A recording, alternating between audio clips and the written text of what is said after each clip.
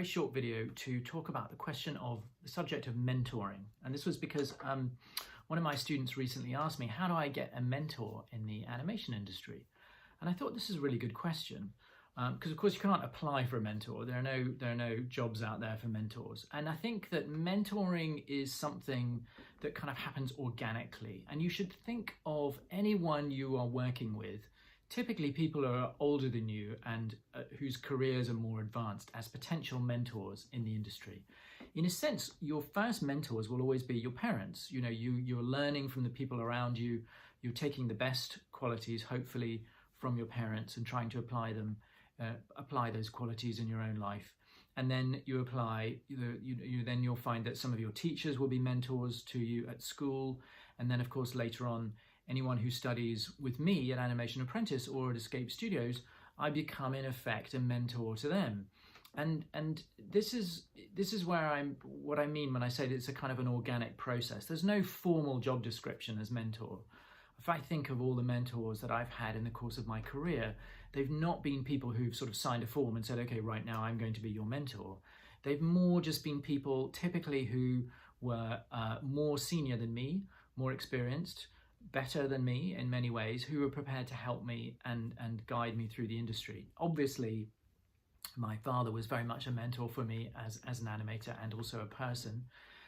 But I've had many other mentors in the industry. Most of them would probably not say that they mentored me. I mean, they wouldn't necessarily say, oh yes, you know, I was a mentor to Alex. And they might be surprised if I suggested that they were mentors.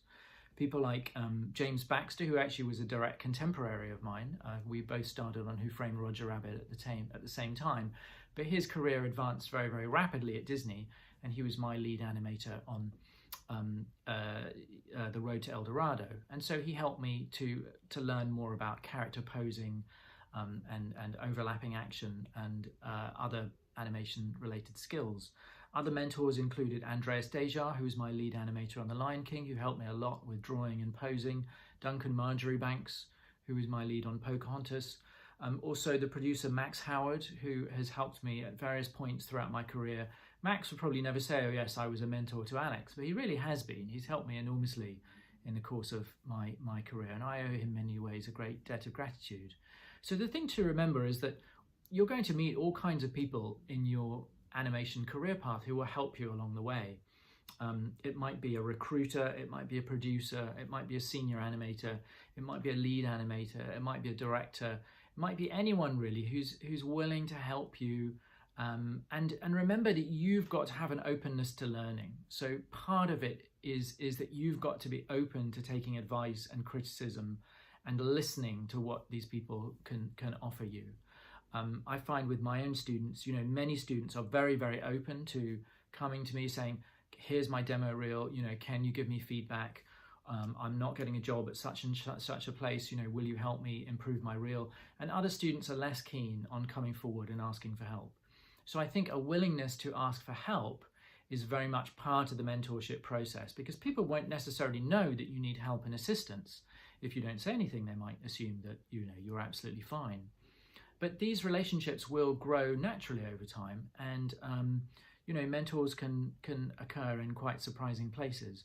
But for all my students, you should always assume that I am, and arguably in a way forever will be, your mentor, because it's my job to help all my students not just to learn the craft of animation, but to learn it to a professional quality, to a professional standard, and thereby to help find work in the industry. So I think of myself as a mentor to my students until the point they don't need me anymore. And you know, when I stop hearing from people, I hope that's because they've already found their way in the industry and they've gone on to be successful.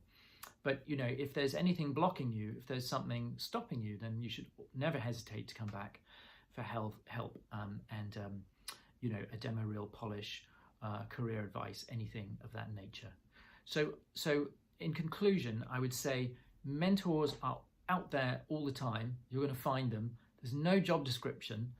You can't apply for mentorship, but they're out there. And for all my students, you know, put me on the list and use me for however I'm able to help you get that crucial first job in animation and have a long and successful